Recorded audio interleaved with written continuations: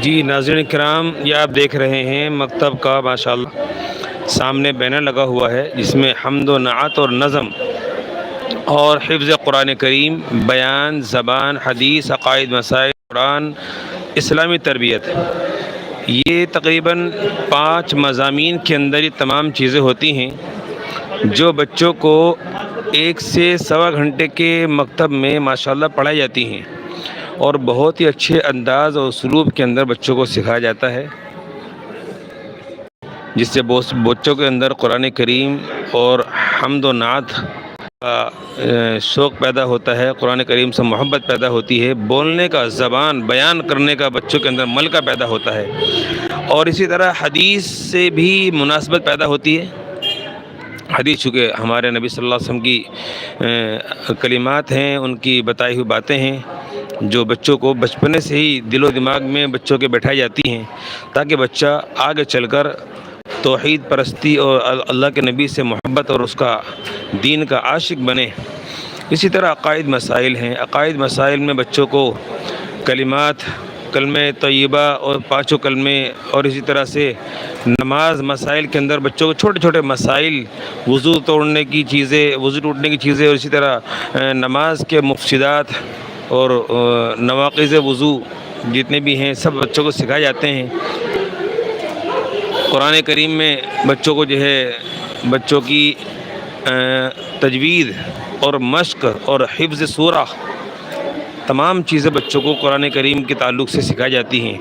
اور اسی طرح اسلامی تربیت میں بچوں کو اسلام سے مناسبت، جیسے سیرت ہو گئی، اللہ کے نبی کی زندگی ہو گئی، اور اسلامی جو غزوات ہوئے ہیں، اور اسلامی جتنے بھی ہمارے جس میں اللہ کے نبی صلی اللہ علیہ وسلم کی زندگی اور آپ کے جتنے بھی ازواج مطہرات ہیں ان کے نام، آپ کے نام، آپ کے والدین کے نام اور آپ کے بچوں کے نام، بہت ساری چیزیں بچوں کو اسلامی تربیت کے اندر سکھائی جاتی ہے، جو صرف 1 سے 1.5 گھنٹے کے اندر بچوں کو بتائی جاتی ہے ماشاءاللہ۔ تو یہ دیکھیں سارے ماشاءاللہ حکم بیٹھے ہوئے ہیں یہاں پر، بچوں سے ان کا حوصلہ افزائی ہو رہی ہے، اور امتحان بچوں سے لیا جا رہا ہے کہ بچے نے کیا پڑھا، کچھ پڑھ رہے ہیں نہیں پڑھ رہے۔ یہ بہت بڑا قدم ہے، یہ بہت بڑا ہی ماشاءاللہ لوگوں کا جو دین کو چاہتے ہیں کہ دین سے لوگوں کو بچوں کی تربیت بنے، اور بچے اس سے حوصلہ افزائی بچوں کی ہو، آگے بڑھیں بچے۔ ظاہر سی بات ہے، جب بچے بول کر کھڑے ہو کر بولنا سیکھیں گے، جب پڑھ رہے ہیں اس کو بولنا بھی سیکھیں، اس کو پڑھانا بھی سیکھیں،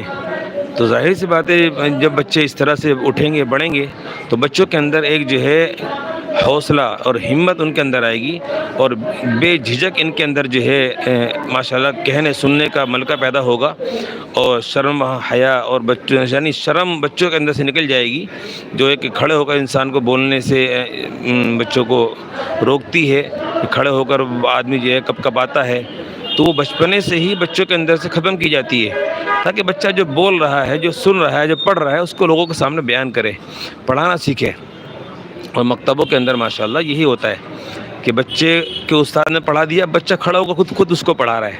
یعنی وہ اسٹوڈنٹ کے ساتھ ساتھ میں ٹیچر بھی بن رہا ہے ماشاءاللہ، ٹیچنگ بھی سیکھ رہا ہے، بچوں کو پڑھانا بھی سیکھ رہا ہے۔ تو بہرحال یہ ماشاءاللہ آج یہاں پر ہمارا